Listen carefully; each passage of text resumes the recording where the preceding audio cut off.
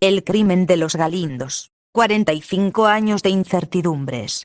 Este quíntuple asesinato cometido en 1975 en un cortijo de la provincia de Sevilla prescribió hace años sin culpables. Nuevas teorías como la del hijo de los propietarios, los marqueses de Griñana, en la que implica a su padre en los hechos, impiden el olvido. Los termómetros alcanzaban casi los 50 grados en el cortijo Los Galindos el 22 de julio de 1975. Fue ese mismo día de temperatura extrema en el que 5 personas fueron asesinadas en el caserío. Hoy se cumplen 45 años de aquella matanza ocurrida a pocos meses de la muerte del dictador Francisco Franco. Ello no supuso que las viejas usanzas del latifundismo andaluz hubiera caducado. Los marqueses de Granina eran los dueños de la finca.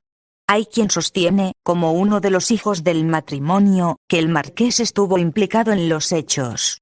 Los fallecidos fueron el capataz de los Galindos, Manuel Zapata, de 59 años, su esposa, Juana Martín, de 53, ambos moraban en una vivienda del cortijo. Otro empleado de la finca, José González, de 27. Su esposa, de 33, Asunción Peralta, la única que no estaba laboralmente vinculada a la explotación agropecuaria, y el tractorista Ramón Parrilla, de 39.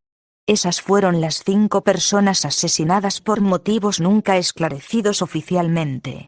El caso prescribió en 1995 sin castigo alguno.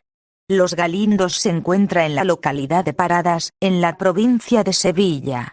La concejal de Cultura de dicho municipio, Alba García, pide que el pueblo no sea recordado solo por eso, aunque es consciente que un suceso tan macabro y que ha sido durante décadas origen de muchos rumores y teorías, fundamentadas muchas veces en leyendas o mentiras, ha calado muy hondo. Cuando en el colegio nos pedían que hiciéramos un trabajo, se acababa haciendo muchas veces sobre esos hechos. Recuerdo que recortábamos diarios viejos y muchas veces nos pasábamos después unas semanas sin dormir, confiesa la concejal, a la que ese episodio de muerte y violencia le queda biológicamente lejos. Tiene 30 años.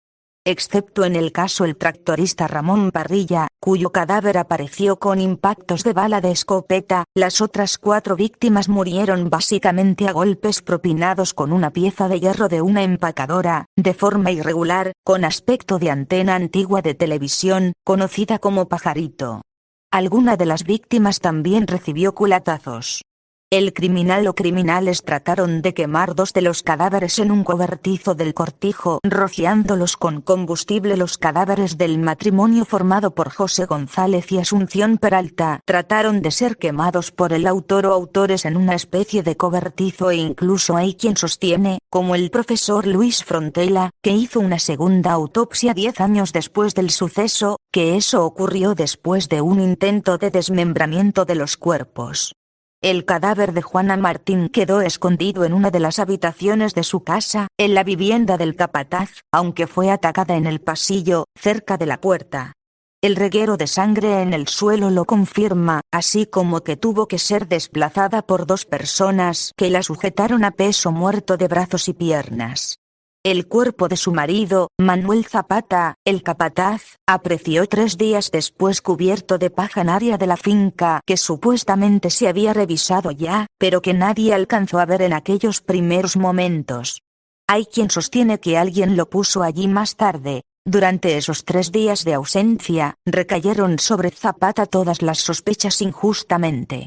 Cuando apareció su cuerpo fue entonces cuando los investigadores, la Guardia Civil, primero, y después la policía, se centraron en las personas de José González, al que, en un relato inverosímil, le atribuyeron una matanza por celos o resentimiento y que después habría tratado de suicidarse cayendo sobre el fuego tras sufrir un desvanecimiento. Los primeros momentos tras descubrirse los cuerpos fueron un desastre. Se destruyeron todas las pruebas, explica a La Vanguardia el doctor Ildefonso Arcenegui, entonces un estudiante de medicina que acompañó a su padre, médico forense ya retirado aquellos días, pero que tuvo que hacerse cargo de los levantamientos porque los titulares del juzgado no estaban de vacaciones, como el propio instructor. El asesinato de una mujer era una cosa rarísima. Después descubrí 2 cadáveres más. Ildefonso Arzenegui, médico, estudiante entonces, que participó en los levantamientos cuando fuimos para allá, parecía una cosa de rutina. Pero no, el asesinato de una mujer era una cosa rarísima.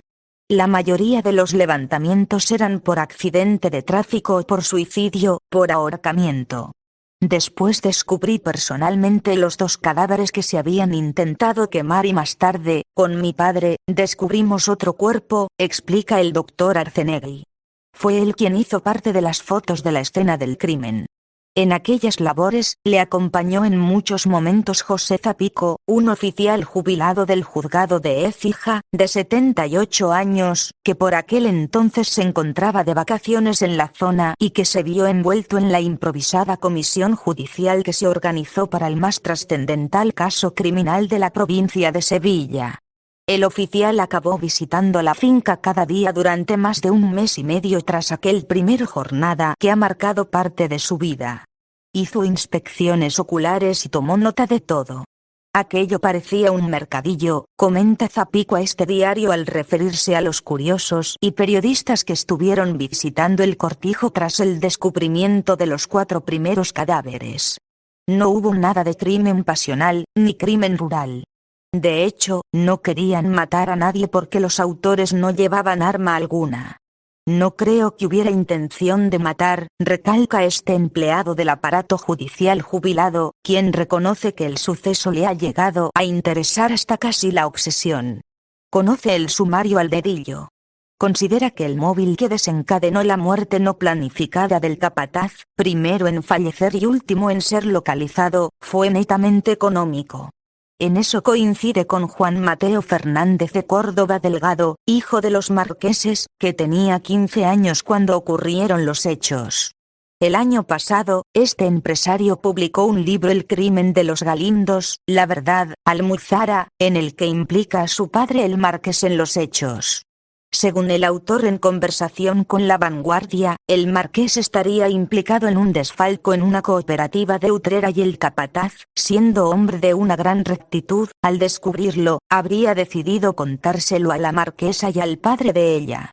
González de Córdoba padre habría contactado con un hombre de gran corpulencia y de imagen intimidatoria, al que el firmante del libro llama Curro, y de imagen para que entre ambos convencieran a Zapata de guardar silencio. El administrador, Antonio Gutiérrez, habría asistido al marqués en esta operación. Como en el relato del agente judicial Zapico, en la reconstrucción de los hechos que hace el hijo de los marqueses no cabe la premeditación. Fue algo casual.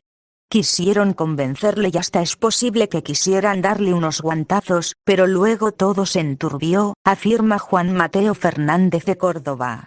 Tras la muerte del capataz, las otras muertes fueron llegando supuestamente fruto de la